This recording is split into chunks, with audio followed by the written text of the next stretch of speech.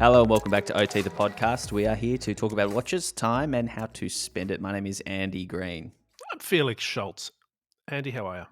Well, I'm great, Felix. I'm excited for today's guest, as I often say. I think this is going to be a fun one. Have a little bit of a chuckle.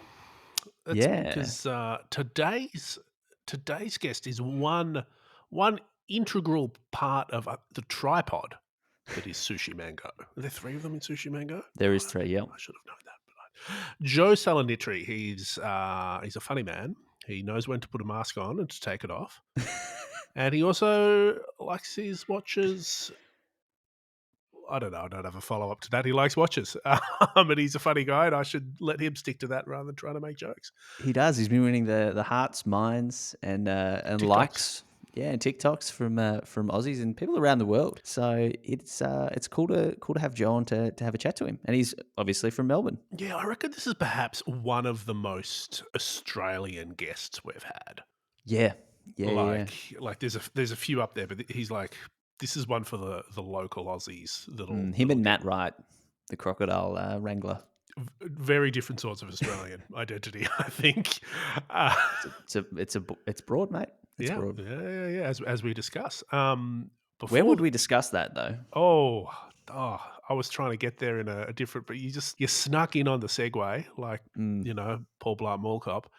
Hype. We've got to get on this Discord, Andy Green. Where do we find it? Discord right here. I got nothing.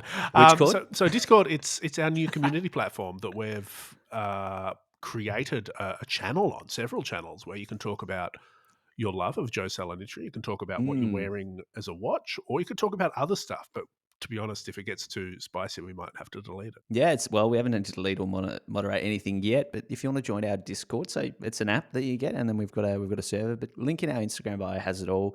It's going to be linked up in the show notes. There's going to be links all over our website, but we've already got the discussions going and quite a few members already hanging out with us there. So if you want to chat with Felix or myself, or about anything, that's the place to find us. Or you can, I would think the ideal situation here is that we're taken out of the equation and you chat with each other in the Discord about how much you maybe like or dislike the episodes. Hopefully you like it if you're on the OT the podcast Discord and have dedicated that level of commitment to this publication. It's the place to be, really, and it's where we'll announce upcoming guests. We'll have to do some like little bonusy things in there as well, like maybe some sneak drops and first looks at cool projects that may or may not be coming up.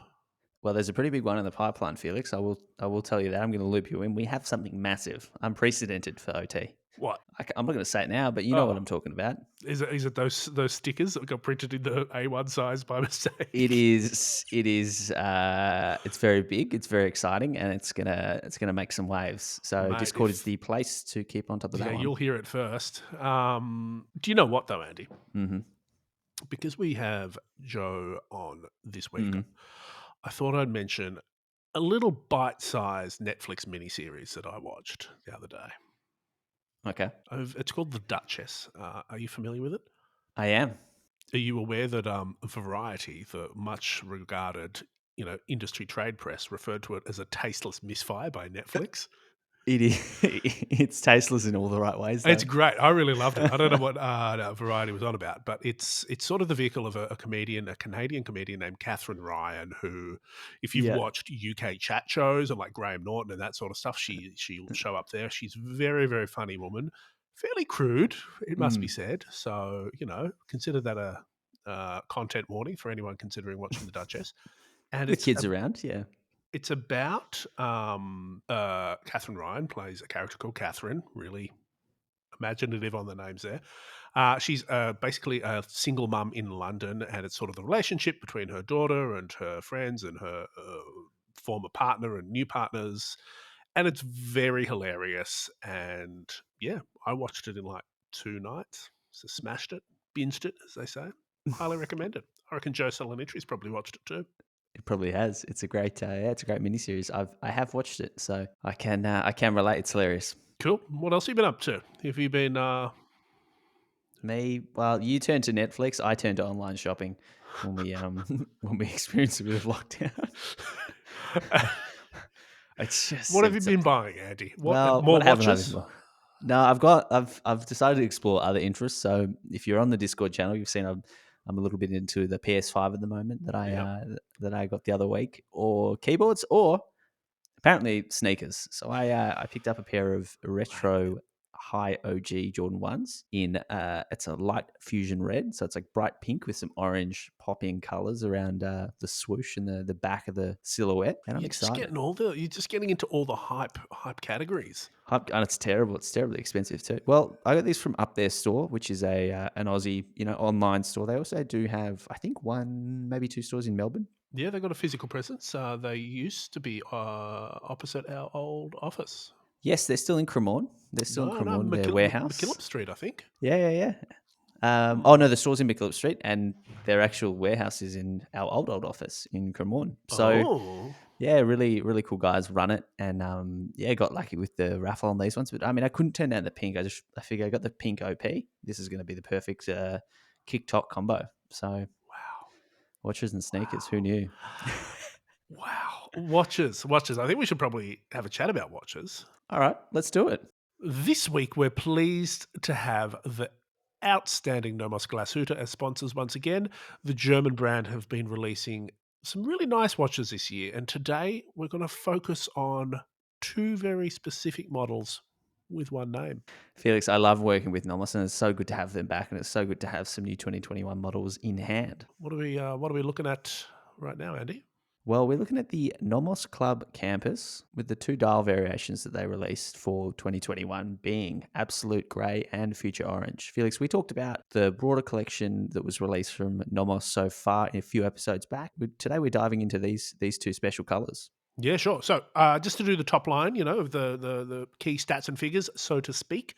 As you said, Andy, there's two exciting new color variants. There's the orange and the grey, and each color is available in two models, 36 mil and 38 mil, which is a really, really good size for the club campus. And as you would expect from Nomos, they come at a really, really great value point as well. So the smaller one retails for 1,870 Australian dollars. That's the 36 mil, and from 2060, or if you say it the normal way, 2060 Australian dollars for the 38 millimeter model.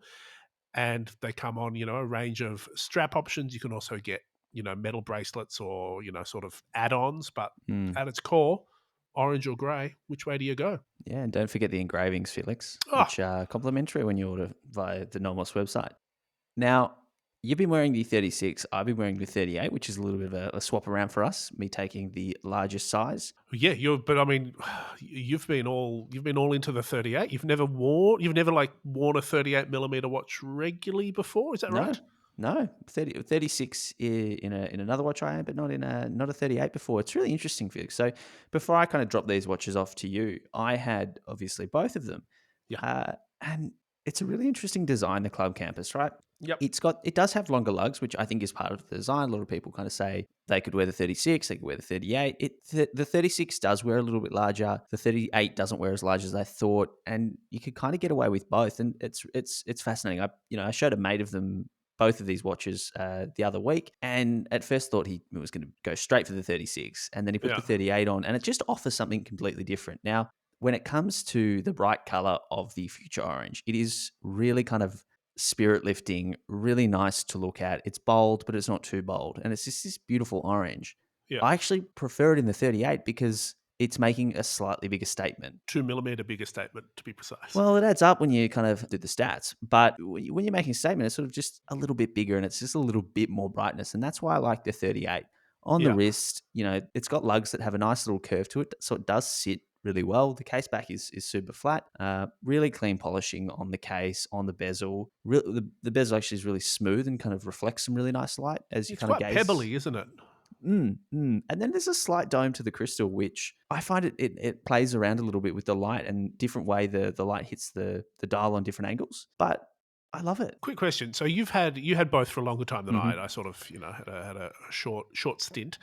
Which one did you always find? Did you sort of swap and change interchangeably, or were you leaning to one more than the other? So, all right. So they came in two boxes. Yep. I opened the Absolute Grey first. I didn't know which was in which Yeah, box. sure, sure. A little bit of reflection indicated I should have because the 38 comes in a slightly bigger watch box. But I put the Absolute Grey on first. I had not seen the Future Orange in person. I thought this Yeah. is marvelous. I Yeah, love yeah, yeah. the orange popping on the dial against that sort of Future Grey, Absolute Grey. Sorry, the orange touches. Yep. Oh, this is marvelous. Great size. We're stunning. And then Were you I opened the sold at next that point box. already? I was sold. I was Yeah, sold. sure. And then I opened the next box, Yeah.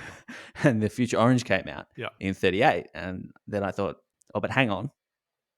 And the conclusion I have, Felix, and I'm keen to hear if you agree, Mm, if presented these two watches at the same time, mm. you cannot make a choice one way or the other. You It's kind of need to it's get both. it's that why not have both meme, isn't it? It's a pair. It's almost like a combo deal. And at the price, get both for sort of under 4,000 Aussie dollars. I think you kind of need to. Yeah, I think that's fine. My thing is, would you, if you're spending your own money, would you get them both in the same size, or would you have different dials in different sizes? No, so I'm going different sizes. I'm going to go the grey because it's a little bit more subtle in 36, and Uh-huh. then the 38 in the larger, Bigger size with that statement, as we've discussed. bigger statement. It's just a bit more happiness to come out that dial. Absolutely. So that's a perfect point for me to talk about Jump in. the watch that I sort of found myself leaning to, which might have surprised some people, maybe even you, that I really lent to the grey, the 36 mil version, which is interesting for a few reasons. I really love bright colors, but I like the subtlety of how Nomos use color, and it's really interesting. So the 36 grey dial has orange surrounds on the numerals, which are luminous, as you know. Whereas the larger one, so the 38 absolute grey, doesn't. We don't have it in hand, so we're only Hmm. going off the web pics here. But it looks like it's a bit more muted in design. So it's got the orange small seconds hand, but it doesn't have those orange surrounds on the printed numerals, which I find an interesting twist. Honestly, it's that orange surrounds that got me Mm. over the line on the 36. The size, I've also got a 40 mil automatic club. It's a little bit of a different feel for me because this is slimmer. It's got that manually wound alpha movement in there, which is Nomos's sort of core entry level movement, and it's great. But I like it. Like it's fun going to a smaller size Nomos for me. And this is, as you say, the lugs curve. It fits well. I find it a bit more dressy, I think, in vibe. Like this is more of a work watch, I think. And again, Mm. that the whole the club campus sort of rationale is that it's for sort of celebrating major milestones. So I can really see that someone who's just got a promotion, got their sort of first graduate job, or maybe just graduated. This is the watch that can see them for the next decade, couple of decades of their life. Yeah, it takes you. I think it takes you nicely from sort of graduation to that first promotion. But Yep. curious to hear. So you've got the 40 mil. We've got a 36 and a 38 in front of Mm. us. Where do you stand on this 38? It's great. Look, I mean, I love the 38 size, but so the 40 mil for me, it's an automatic, so it's a bit of a different kettle of fish. Mm. But the 38's great. Like, I mean, it's if I got the watch now, like if I bought a Nomos today, I think I would probably buy a 38. Interesting. Interesting. Mm. I want Well, to one last thing. I know we've sort of got to move on with where we're at. You mentioned at the top, you can get it engraved if you buy it from Nomos Online. I'm not uh-huh. entirely sure how many characters you can get engraved on there. It's probably sort of fairly short. What would you? I know we've sort of said in the I did previous check ones. this. I did I check know your we've sort of four said, lines. BFF since 2014. Yeah. What are some other things you would maybe celebrate or get engraved on a Nomos Club campus? All right. So you can actually get 4 lines of text each with 22 characters, which is That's a tweet. it's not far off, not far off a tweet. What would I get, Felix? Hello and welcome back. Let me just type in and see. Maybe our socials, Yeah, like ot.podcast, or like the stuff that we always say, we're actually just reading it off the back of our watch. it Well, Andy, fits. I think we've got to get back to the show. But if you want to find out more about the club campus, and there are other versions as well, like if you're not into, for some Heaps. weird reason, Future Orange or Absolute Grey, there's other options. So you can find them out at nomos-glasuta.com. That's nomos-glasuette.com. You can also buy from the website as well as online retailers like Mr. Porter. Or if you want to support local, you can pop to your Australian AD, such as the Hourglass or Monards. Check it out, and don't forget that free complimentary engraving when you do buy it online. All right, Felix, let's get back to the show. There's another watch of a certain colour that I've been liking, Andy. And what's that? The Zenith Chronomaster Revival Safari. You dirty dog. I love that watch. Do you? What do you love about it? I like the 37mm case. I think it is very, very nicely proportioned. Yeah. The microblasted titanium is also a really cool kind of texture to Yeah, it's bounce nice. the green dial and strap off. Okay, I like the price. that's a pretty good summation of what you like about that watch. What do you think about the Alpha Miro movement? Well, it's a hard movement not to like. I mean, sure, you know. I agree with you about the case size. I wore not this Chronomaster Revival, but I wore the one with sort of the cappuccino-y looking dial a little while ago. I borrowed it off Martin's That's right. wrist, and he was borrowing it off someone else. So it wears really well, and I think I like the angular lines of it. It's quite a salty, early '60s kind of vibe going on there. Late '60s, sorry, early '70s. I got a question for you about it though. Sure. Do you think we can have too many Zenith Chronomaster Revival watches? Like, there's been a few now already. Are we going to have fatigue? I don't think so in the same way that we have fatigue of other models like Black Bays or Speedmasters. So yeah, I'm tempted I to think argue the other side of that, because I think the Speedmaster, there's enough people out there that it can sustain it. Like, the Speedmaster collecting community or general consumer community is wildly huge. So they can sneakily drop off a limited edition of 2,000 pieces and, it's going to be yeah. fine. But this, if you make 2 or 3 of these a year, you're going to get pretty. Oh, they're not 2 or 3, maybe one You're or also not two. going to saturate this market though. Like it's not going to be a watch. Even if they did do 10 a year, it's not going to be something that you fatigue on seeing around the place. Want to make it's it a rare a watch to bit see less out. special? Maybe if they have them too close together. I mean, Yeah, I see the risk as someone buys this and then they do something slightly better, or in like a polished stainless steel case or something. yeah. I 2 mean, months later. I'm going to predict it. In 5 years' time, we're going to be having bronze cased Chronomaster Revival Safaris with. Do you know what I mean? Like, it's Yeah, going okay. to go down that route, and I don't know if that's that sort of the fear of something you love becoming mainstream, ruining it. I don't know. You're Just some sounding old, thoughts. Felix. Just You're thoughts. sounding old. Mate, I've been sounding old since before I was born. Lockdown blues. Well, speaking of lockdown blues, Let's get Joe on. let's do it.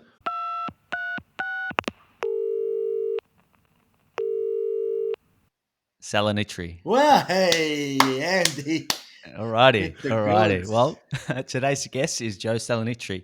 He's 1/3 of Australian comedy trio called Sooshi Mango, who became famous for their skits and videos. More recently, their viral videos blew up all over Instagram in response to the COVID-19 pandemic and the sort of changing rules and restrictions.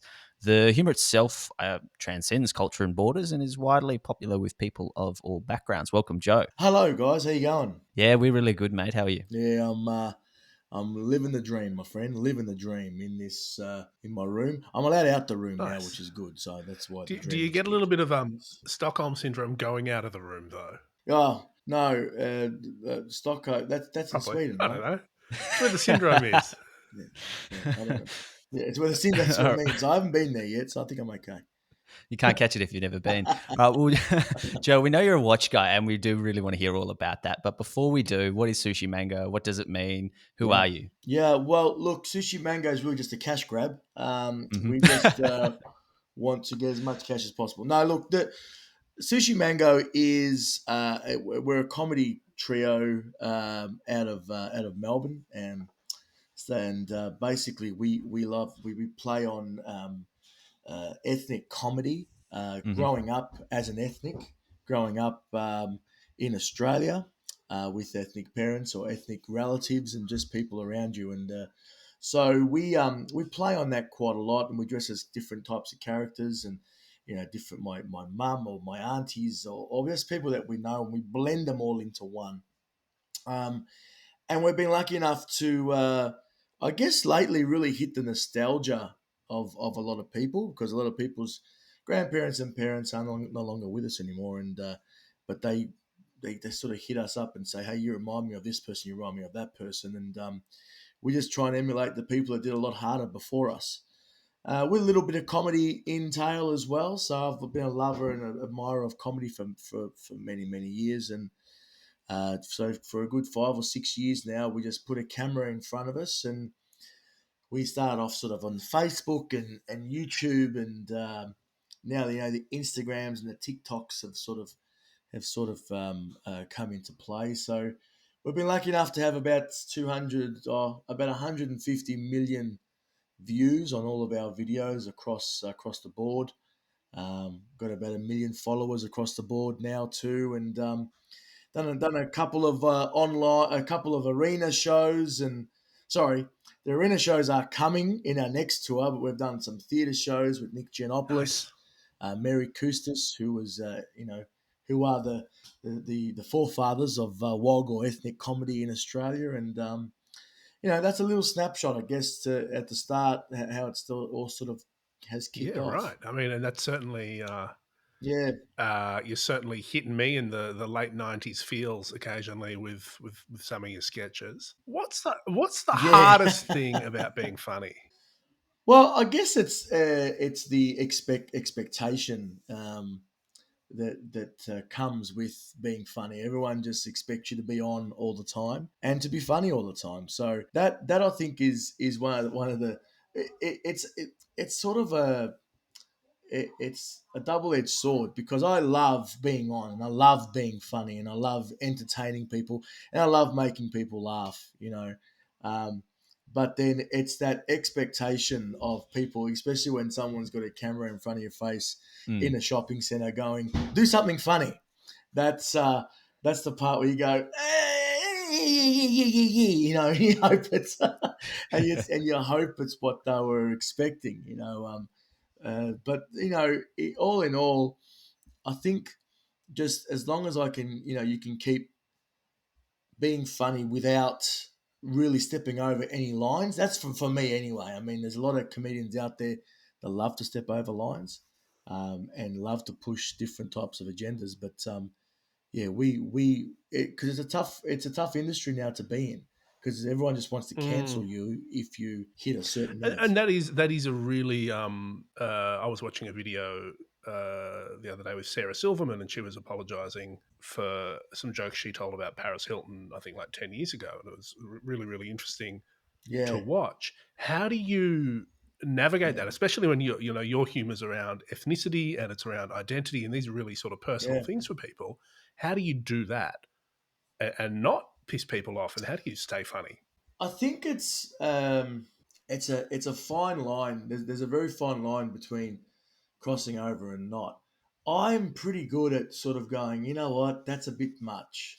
Oh, what are they going to say about that? And I try very hard, as a group, as with Sushi Mango, because Sushi Mango is with my brother Carlo and a very good close family friend Andrew. So we try very hard not to cross over those lines. Um, Now we are wogs playing wogs, or we are ethnics playing ethnics. Hmm. Whether it's Greek, Italian, Lebanese, whatever it is, we fall under that category. So I've been called one of them all my life. Whether I've been called a Greek, Italian, or a Lebo, whatever it is, I've been called one of them all my life. So we are wogs playing wogs. I think if you stay in your lane, Hmm.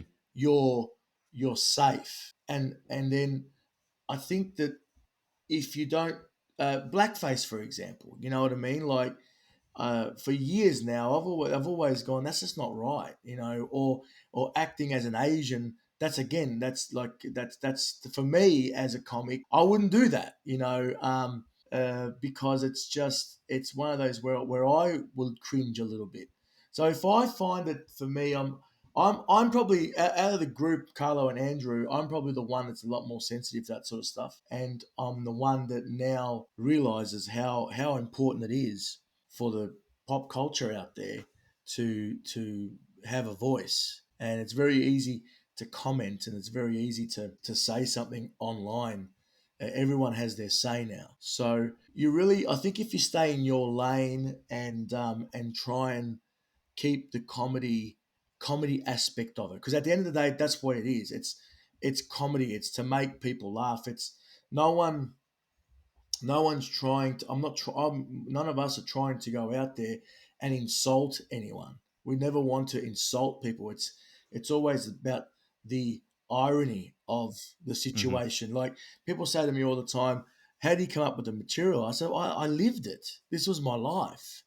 I went through all that as a child, hearing the accents, um, doing the sauce. Now is sauce time for Italians.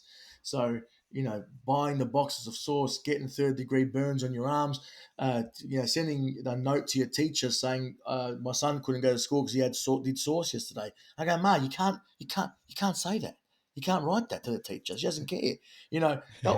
All that stuff happened, and it's living. It's people usually say this is not comedy. This is a documentary about what we do, right? And it's so if we just keep in our lane, and keep it funny and keep it entertaining for people, and then we also now have, like I said, come across that nostalgia sort of part of our comedy. We're safe. But how long for? Who knows? Who knows? Because there's always going to be some people out there trying. I think in America it's a lot worse than what it is here in Yeah. Australia. Um, One thing I love about Australia, and I love about being Australian, is that we've always had that take the piss out of yourself mentality.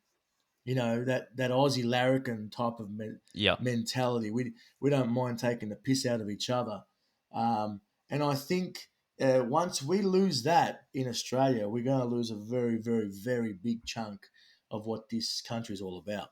I mean, it's a great answer. Do you think that you're mentioning Australia? Obviously, we're an Australian podcast. Do you think that you've been received especially well in Australia because of sort of the multiculturalism that we have here? Like, has that played a factor in? Absolutely, absolutely. That's the probably the biggest one. There's let's be honest, man. There's so many different ethnicities out there in this country, which makes this country as great as it is. Yeah, of course. Because everyone embraces it. You can go in all different parts of Melbourne, and there's different different areas. The Greek in Oakley, and or you go to Springvale and this that. I mean, Hmm. they're all areas that have been built up by the different cultures, and everyone just soaks it all up, and everyone just takes it all in. So I definitely think that. I also think that we've, you know, the likes of Nick Giannopoulos, Mary Koustas, those guys who are the forefathers, I think, of the ethnic wog comedy. Um, we're used to it. We've been accustomed to it for many years now. The Kath and Kims of the world Hmm. doing the flip side, doing the Bogan Aussie side. So we've been used to this stereotypical comedy that we have all enjoyed to laugh at for so many years. So I think that's why that it gets passed. And like I said, how long would it last for? Because my kids, he's my oldest son is 8 years old.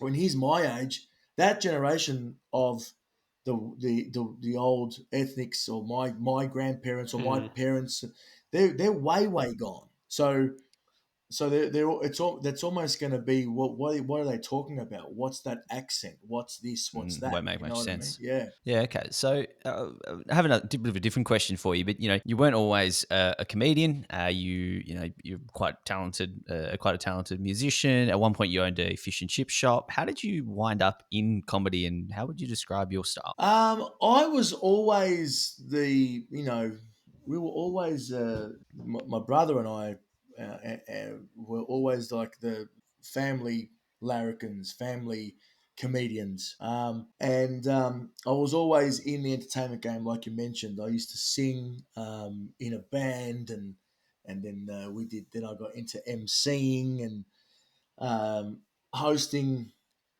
events and so forth, and then even and so before that, I was always in sales. Mm. So Mhm. I find that in the sales industry, you're basically you're on all the time, you're acting all the time, you're constantly selling yourself before you're selling a product or anything along those sort of lines. So I was always I believe that as you're always on show. Yeah, you're selling yourself, you're selling the product, then you're acting basically. So that I think was and singing and emceeing weddings and corporate functions and dead rooms and getting changed in a car Mm. park, um, in the gravel, in the rain, from from setting up your speakers and the band and everything to to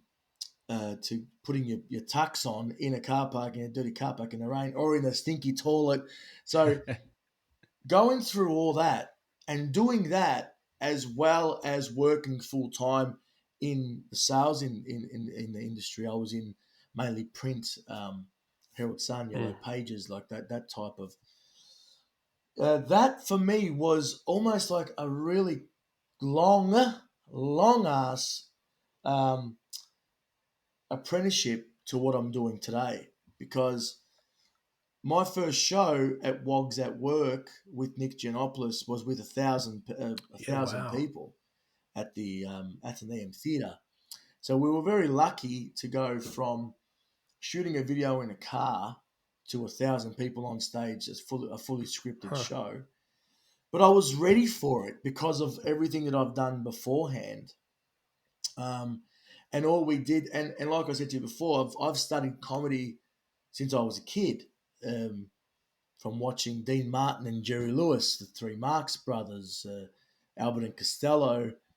These guys were my teachers in the comedy game from when I was a very young boy because it was clean, funny, slapstick comedy that I was allowed to Mm. watch. As I got older, you got into the Eddie Murphy and the Richard Pryors and, just Seinfeld and those type of people that came into my life. So I've always had that. You subconsciously have that Jerry Lewis, Marx Brothers mentality in the back of my mind whenever I'm doing some of my stuff.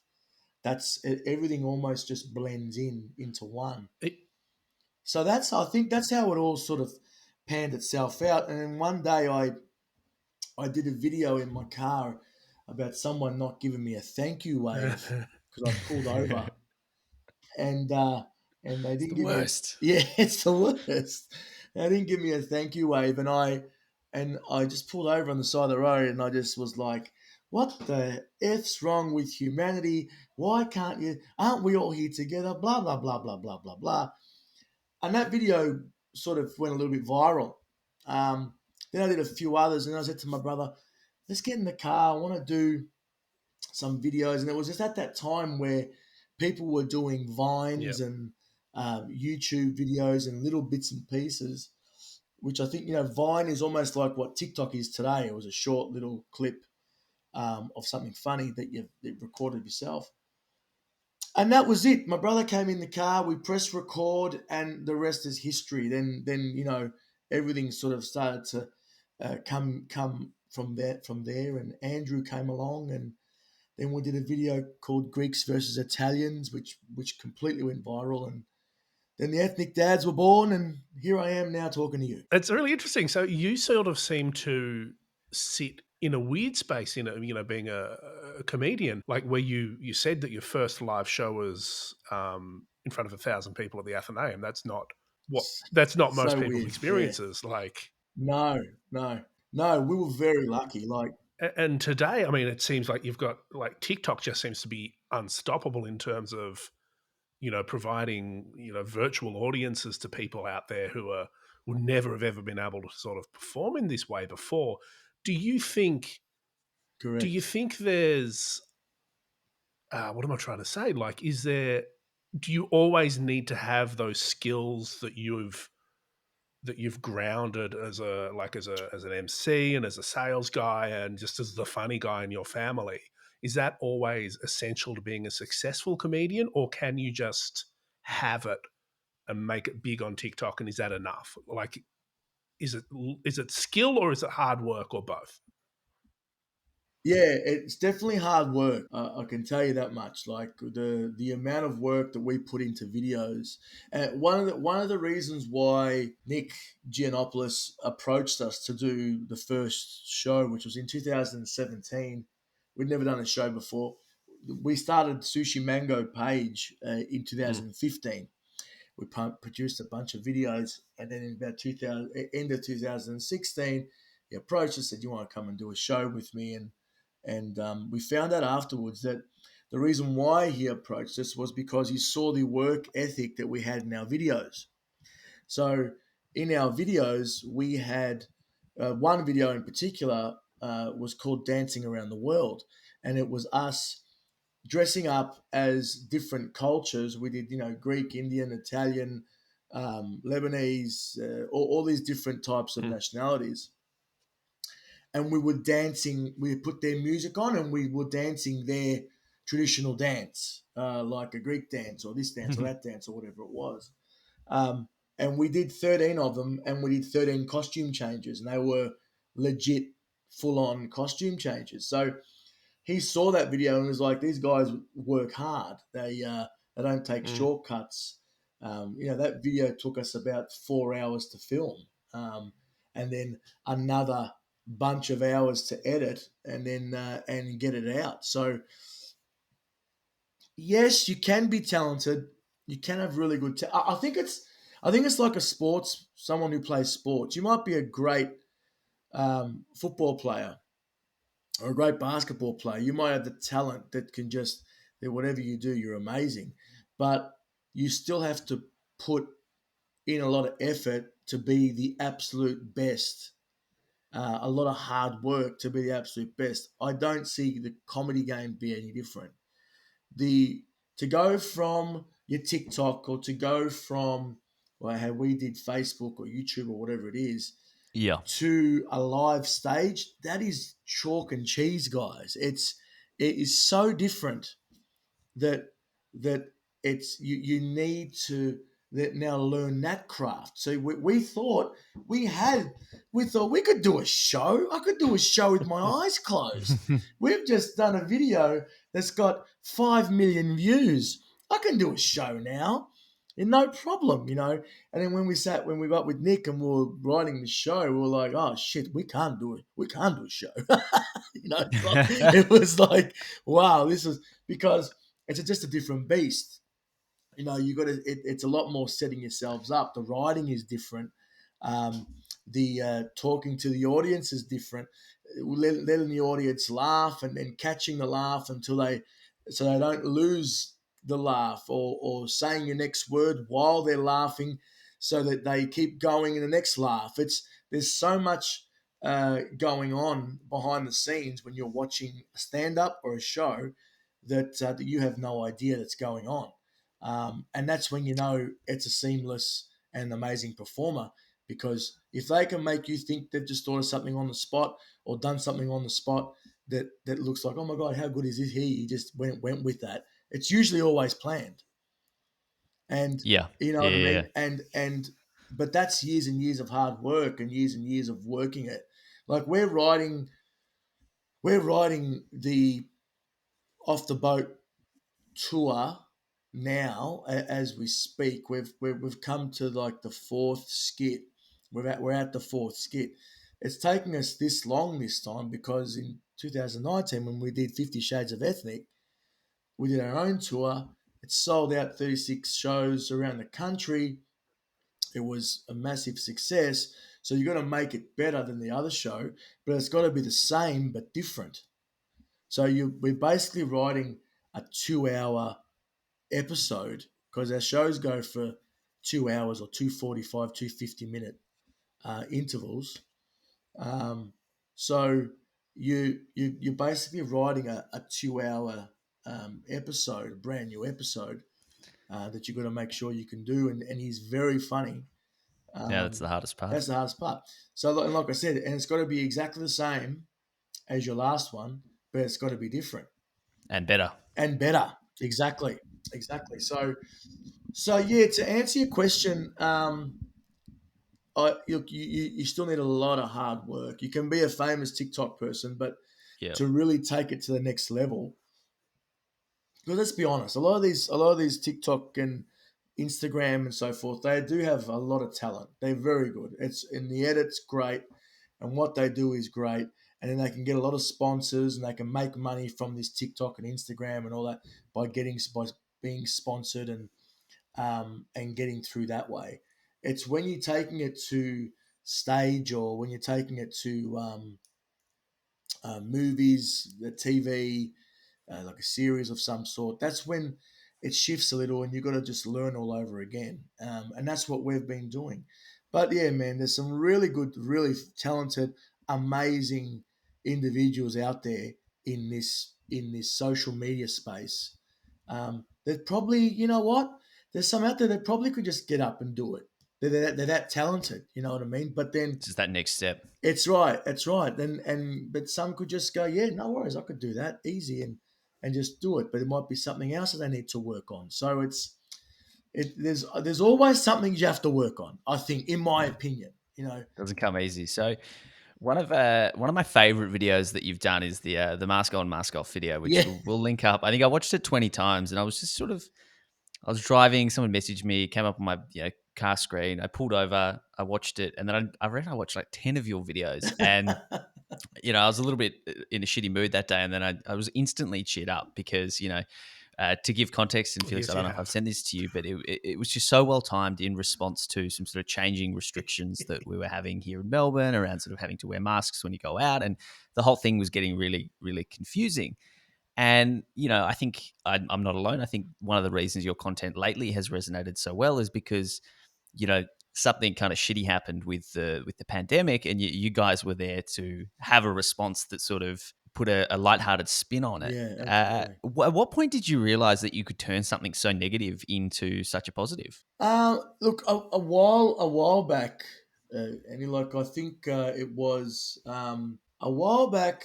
Someone sent me a message after a video that we put out, and this person had been suffering from depression, had mental health issues, and he basically said the same thing.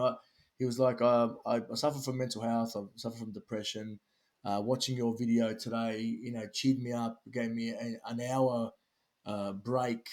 It made me laugh, it made me smile from what my life is, and so on, so on. Hmm.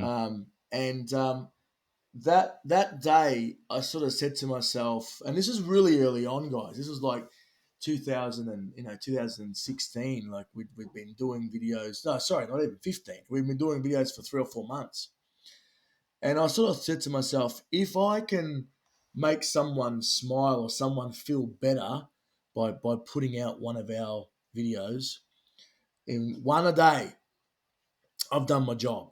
You know, and that from there on, that's when I realized that we sort of can touch some people. The biggest one was, I won't mention where or where when it was, but I'll just mention that it was during our show last in 2019.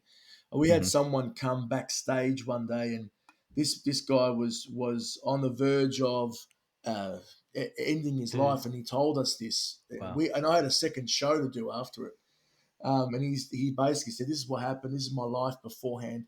I'll come across your videos, and you gave me another zest on life." And to hear that was really, really it got to us a lot, because we knew people would we knew we're helping people with these videos, but to go to that extent, and someone says you saved my life, that there just sort of goes, wow, these go a lot deeper than what we know, um, and that was it. So since that time, when me and the guys, when this pandemic hit and so forth, one, we had nothing else to do. We were at home like everyone else, So it's like, let's just pump out some content. Let's make people laugh, and let's twist this. This is a bad situation, but let's let people laugh about it. Like everyone's so depressed about it. Everyone's so down about Yeah. it. Well, let's turn it. It is a really bad situation, but let's try and put a little bit of light in someone's life that's going through troubles where they can't open their cafe, or they can't, pour some concrete, or they can't go and cut lawn, whatever it is. Let's give them that little break if we can. Some people might look at it and go, "You guys are dickheads," and just move on. But if I can get a few people that are happy in that little time, then I've done my job. We've done our job, and a lot of the times it's that silly conversation, like you said, that mask on, mask off.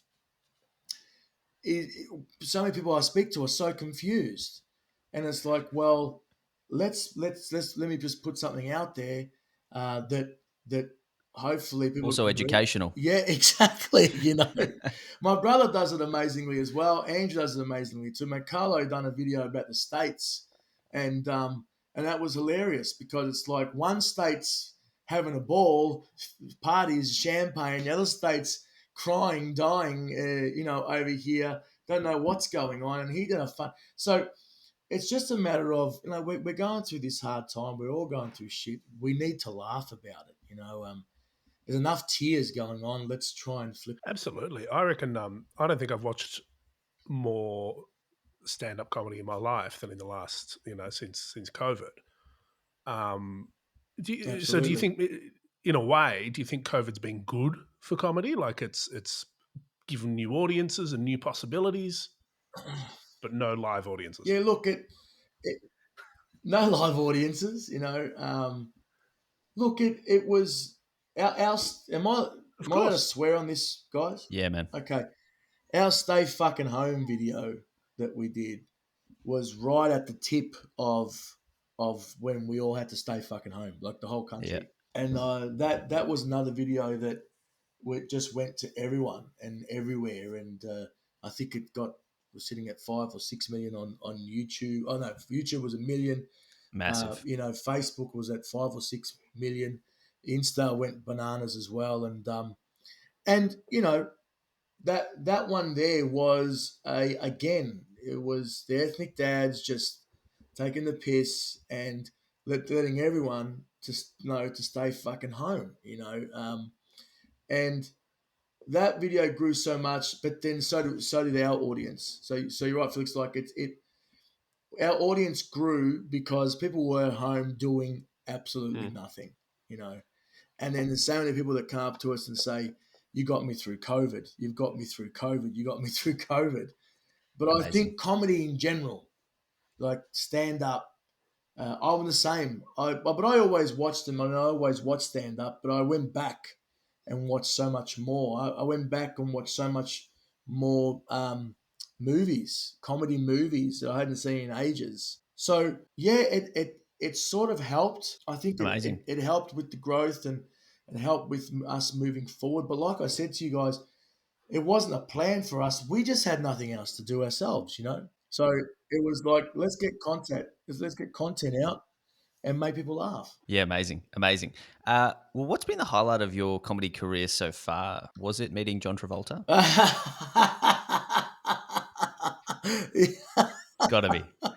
The king of wogs himself, the wog king. No, look, I gotta. Yeah, look, the highlights have been, but the highlight so far is playing Rod Laver Arena.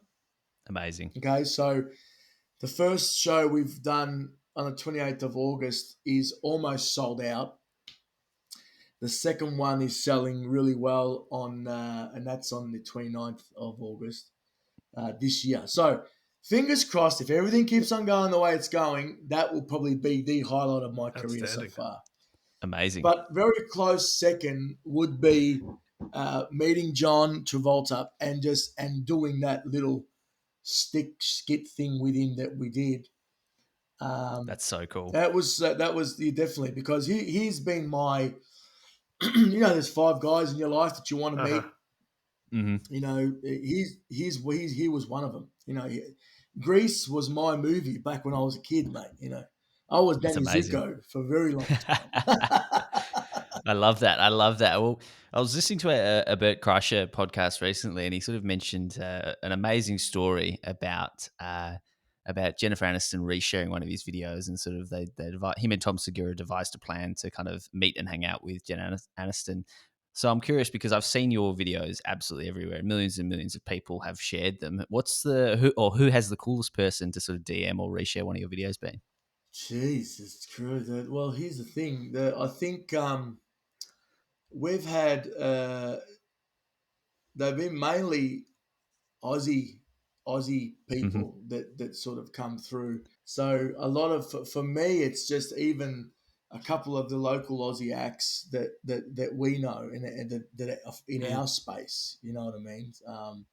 So probably at the moment, like being around John and doing stuff with John was great. Doing stuff Yep. with Buble, but with Buble touching base with us and saying, "Hey man, Amazing. that's some funny shit." That's probably been the best one coming back to us. But then you find out like, and we get followed by different types. Of, on top of my head, I can't think of exactly any, but I think Buble was probably one of the best ones that we've ever gotten internationally. But there's just been a plethora of different types of Australian personalities to touch base with us, and it's always for me. I get a little bit giddy with all that sort of stuff. I'm the fangirl most of the time. Um, my brother's got to pull my head in sometimes. I'm the guy that will take the photo, and I'm like, oh shit, look, we got a message from Zacharakis, or we got a message from this person or that person, or there's been a couple of different TV personalities as well, and it's always very humbling.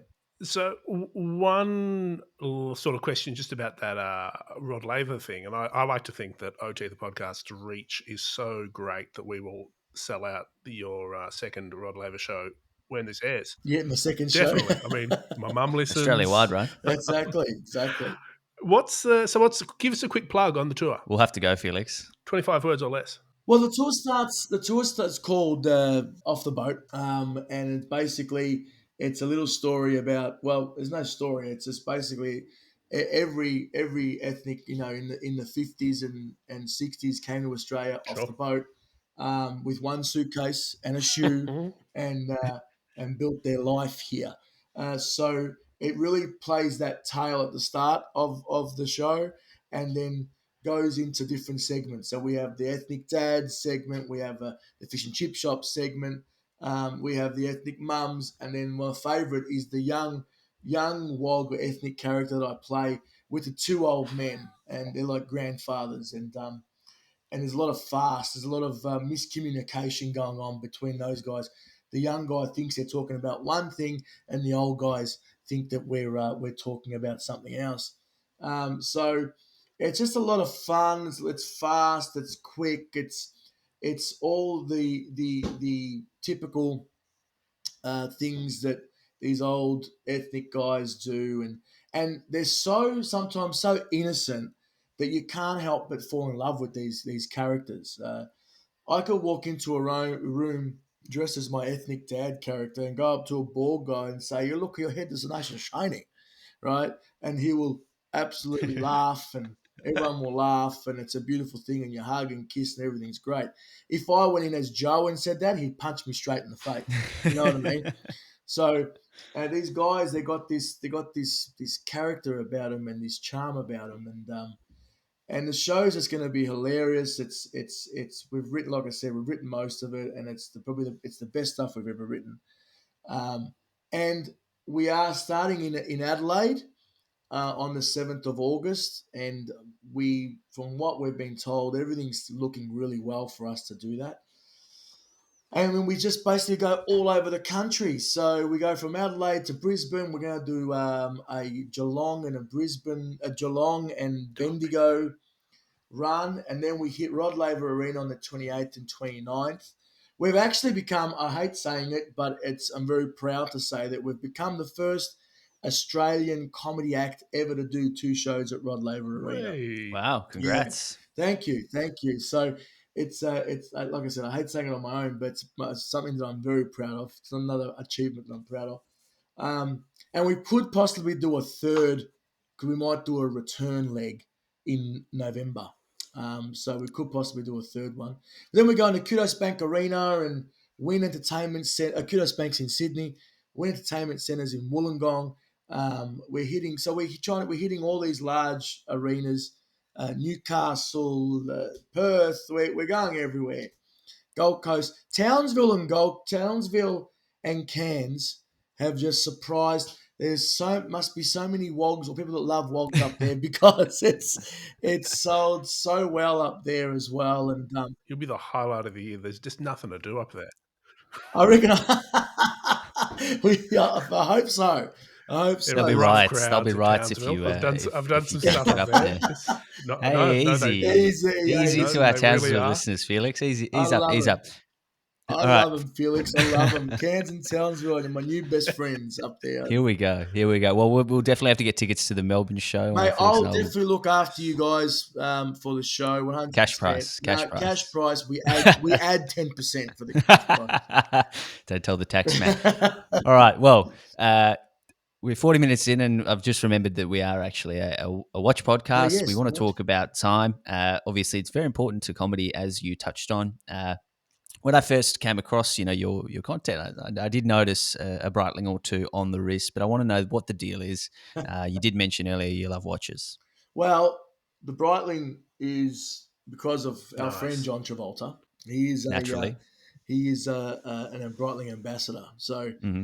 I've always there's been a couple of watches I've always wanted. I got the Tag watch, loved the Tag watch that I had for many years, and I've always wanted. I've loved watches. Just the to have a beautiful piece on your arm. Mm-hmm. There's nothing. I don't know. For me, there's nothing better, and it's not even a matter of. I don't care who sees it. I don't care if you know what it is. Just have a little bit of weight on the Mm-hmm. arm there, and it's almost for me like a little bit of a sense of achievement now. Like the Tag was a gift. I got it as a gift, and I thought I always wanted another nice couple of watches to have, but I didn't want to just get them. I wanted to earn them. So when you look down, you can say, okay, I've earned this, and then eventually you can have a few of those moments on your wrist. So the Breitling was definitely from John Travolta. Loved that Johnny had one, and I thought I'm going to get one. And so the Super Ocean that I had that I got basically was I guess the first time I was able to afford to go and buy it after my first tour. Wow. So, and I was like, well, after that first tour, a solo tour, I should say, when we did 50 Shades of Ethnic, that was one. But it, like I said, it wasn't so I had this big watch now and I wanted everyone to sort of see we had this big watch. It was just for me, really. But my dad always had nice watches too, but my dad was like 4 foot nothing. So he had, and I'm a bit, he was a shorter, stout little Italian guy that wore his heart in his sleeve. And he always had beautiful watches too. But it was always just that it just finished off an outfit for me. You know what I mean? It finished off the look that he was, because he was always immaculately dressed, and that's been my sort of my love affair with watches for a very long time. And so when you got the Breitling, the Super Ocean, that was the first sort of big rewardy. That was my first one, and that I got, then I've just recently purchased I've purchased it, but it's still coming through because it takes a very long time to get here. I've just got a Rolex. Very nice. Amazing. Congrats. Yeah. Which one? So that was another one that I was like, well, that's the one where I was going to wait. I'm waiting. Now I went a little bit early with that. That was supposed to be after my Rod Laver, because I'm trying to have these experiences. Mm-hmm. Yeah, so I've got it. I've put a down payment on it. Nice. Yeah. So once I do my show, then I Yep. go get my watch. Because I can say I've earned that watch. And I can, so I'm not. Yeah. And then my wife thinks it's half price, but we'll just tell them that just so she's happy. We're not sure if she listens, but fingers crossed. Which Rolex was it, out of interest? Sea Dweller. That's the one. Yes. Oh, congrats. Through a Sea Congrats. Dweller. It's got a black face. And with the dials, it's got a little bit of gold on it because I didn't want to go too Nice. This is the two-tone sweet sea dweller that came two-tone. out. Yeah, Oh, wow. yeah. That's a hard watch to get. Yes. So I got a guy. I got a guy. I got a guy, which we're going to wait a while for, but I got a guy out here in Melbourne that knows people, that knows people, that knows people. So it's been great. Like being in this environment, you end up meeting a lot of different people Uh-huh. and that have a lot of these different connections. So, I had to pay a bit more for it, to be honest, so I got it. That's what's happening at the moment because there's no stock anywhere. But actually, I did find in lockdown that I did find that there was a lot more things Mm. popping up in the COVID time. I guess no one had the money to spend, or people will stop spending money. So things popping up, but I couldn't obviously at that time couldn't do anything myself. But no, I love the watches, guys. I'm a massive fan. It's going to suck the money out of me for the rest of my Absolutely. life. And I think to get your Rolex, all you just got to do is say, "Look, I'm selling out the Rod Laver Arena this date. It'd be really nice to have it." Yeah, well, that's what I'd like to have it the date like sometime in Yeah, September. And when I get it, I'll send you a pic, Andy. We'll talk offline about this, just Joe. drop We'll the talk hits. offline. Just drop all the hits. I got a guy too.